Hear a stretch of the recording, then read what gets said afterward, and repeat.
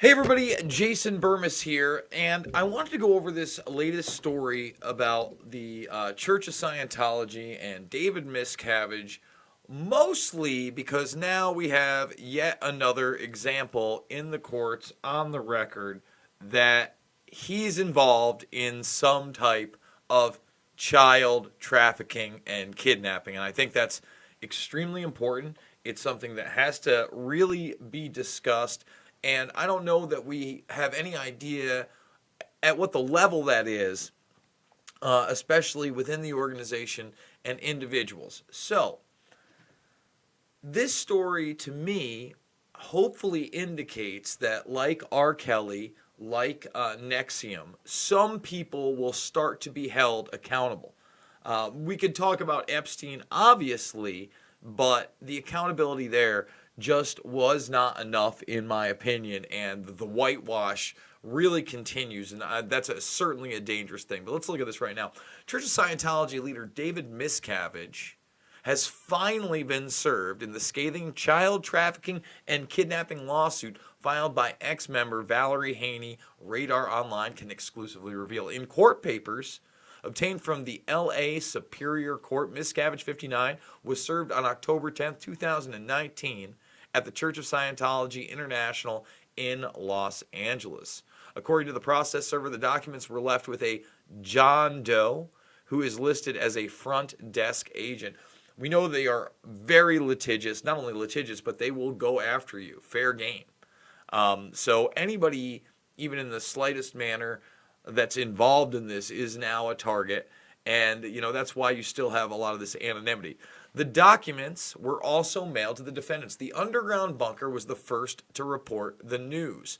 As Radar reported, Haney filed the complaint on June 18, 2019 under a Jane Doe. So, again, the victims often come forward. And the thing is that television is still a very powerful medium. Why do I bring this up? Would R. Kelly be sitting in a jail cell still if it were not for the television series?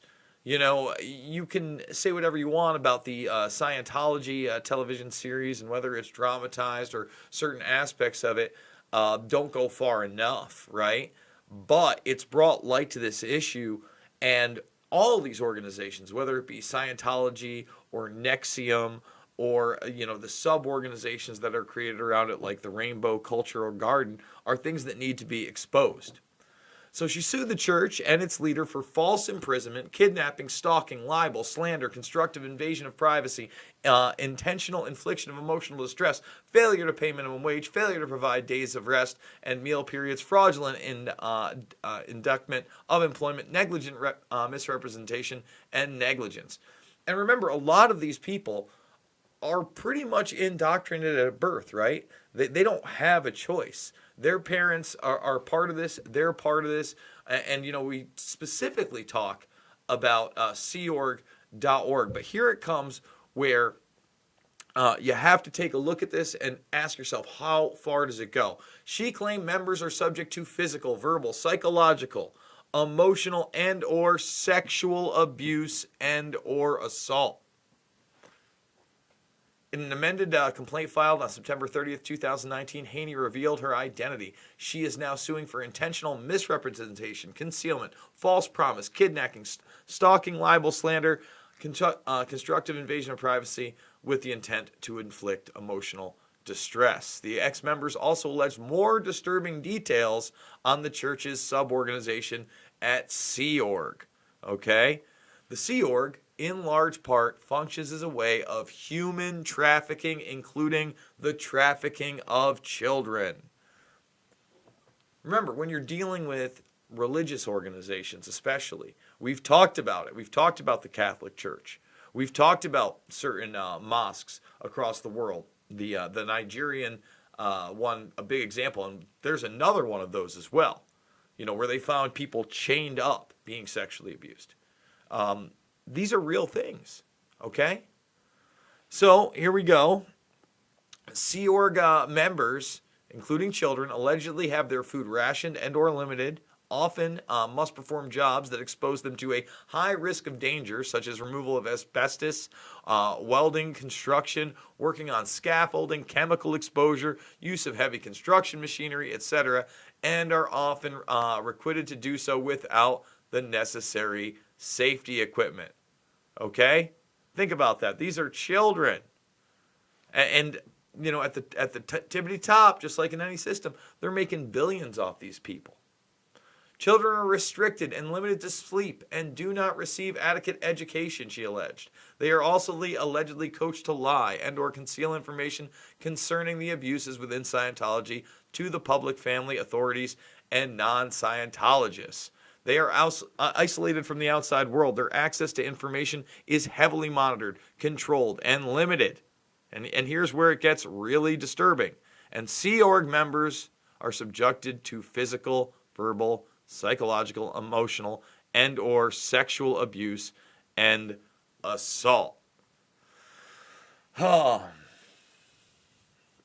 So, once again, Leah Remini, Scientology, and the Aftermath, that's a big thing, the docuseries. We have to start doing more of this, in my opinion, before the fact to try to take these people down. You know, that's, to me, one of the reasons I've been so heavy on the McGregor case, because it seems that perhaps we can get the tide to change. Perhaps the UFC is seeing the error of its ways. Perhaps Disney is going to take note. And, Disney is no, Mickey Mouse organization, if you will. There's a story out recently of yet another one of their employees being charged with CP, disturbing things with kids. It's not just at the parks. It's on the upper echelons in their networks, in places like Nickelodeon. I recently did a video with Tiffany Fitzhenry talking about Dan Schneider and the many alleged sexual abuses that go on there. There's a reason why I continue to promote An Open Secret as a documentary film, because you know what? It really opens people's eyes to the high level of child trafficking and pedophilia within the entertainment industry. And it's not just Hollywood, it's the music industry, it's the boy bands there. It is that Mickey Mouse Club factory churnout where these children are abused. And once again, we've now talked about religion, Scientology, we've talked about the Hollywood aspect, the entertainment aspect, but there's an aspect to this in high society as well, whether that be politics and people like Dennis Hassert, who got into the game allegedly, or at least started getting talked about and caught all the way back before he was in politics, when he was just what? A high school gym teacher and coach. Again, these predators putting themselves around children. And instead of being found out and brought to justice, he rose to the highest echelons of power.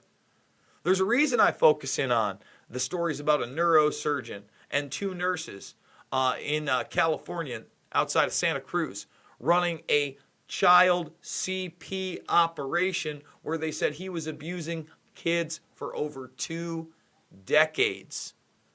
Because this is a pandemic. This is rampant. This is something that's going on all over this country and around the world. Again, I talked about NXIVM. Well, those Rainbow Cultural Garden schools that were supposedly multicultural schools that were teaching toddlers and preschoolers and, kids as young as 3 years old, multiple languages. Meanwhile, Claire Bronfman, the daughter of Edgar Bronfman, in these papers, in the indictment, you can see that she's trafficking women in as teachers that have no business being that. They have no qualifications whatsoever, and their real intention is to use them to traffic in sex for Raniere and others. Connected to Carlos Salinas' son, Emmanuel Salinas. Carlos Salinas, the ex-president of Mexico.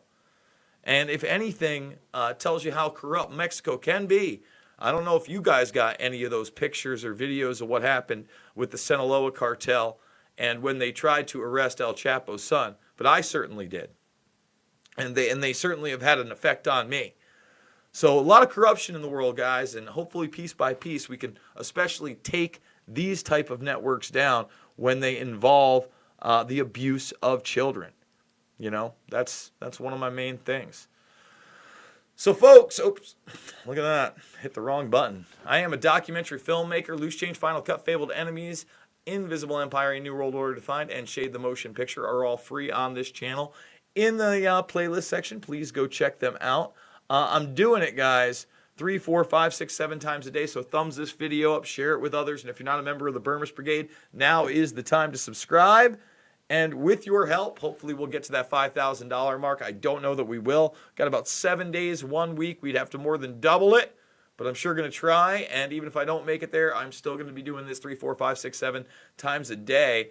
Getting an early start today and looking forward to having the godfather, if you will, of research on the deep state, parapolitics, deep politics, Peter Dale Scott, coming up at 11 a.m. Eastern Time. So with that being said, guys, I love you, and I will see you all on the flip side.